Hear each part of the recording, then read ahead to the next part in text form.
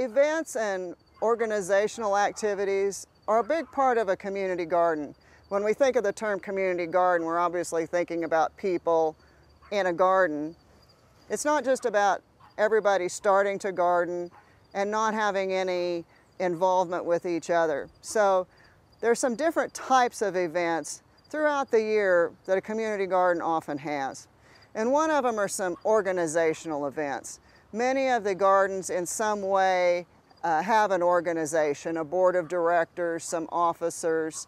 They may even have a garden manager, and they need to meet a few times a year to help decide what they're going to do in the garden. How do they establish what they want this garden to be? So help decide what kind of policies to have, what kind of rules. Initially help set up a constitution and bylaws. And that just helps make this whole organization run more smoothly as we head down the road. May have to have some meetings where you elect some officers, help decide what some fees are going to be, those types of things. Social events are also important to the garden because a community garden is really a community within a community. And it's important that those gardeners get to know each other, feel comfortable with each other, develop some bonds. It helps you know who should be in your garden and who shouldn't be in your garden. Maybe you'll find somebody that if you're going to be out of town for a week, they can come in and help step in and water for you while you're gone. So it really helps to make for a better social situation in your garden. And some of those might be very simple. It might have a watermelon feed when the watermelons are in season. Or a couple times in the summer you might have a potluck and everybody brings a dish that they made that incorporates some of the produce that they grew in their garden. Maybe a cookout, something like that. It doesn't have to be complicated, just a fun activity for all the gardeners to get together. Then there's also the part where you need to do a little maintenance during the year.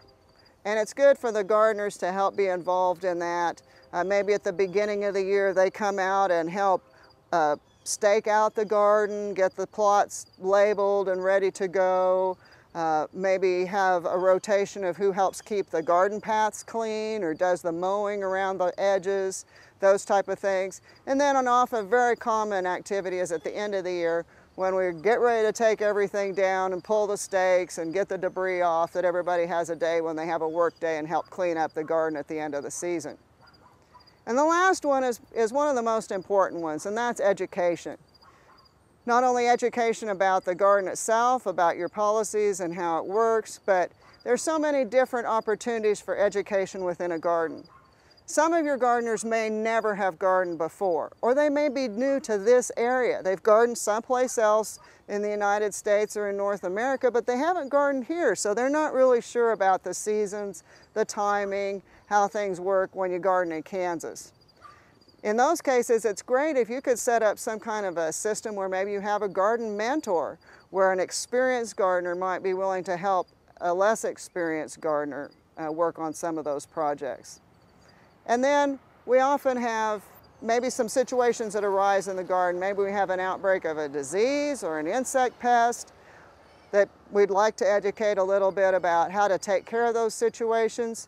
Maybe some more cost-effective ways to garden, some more productive ways to garden. So education is a great part of the community garden. So as you're planning your community garden, don't forget those events. Those organizational type events, those social settings, those days when we work together to make the garden a better place, and then where we all learn together. Those type of events make gardening much more pleasurable for all of your gardeners.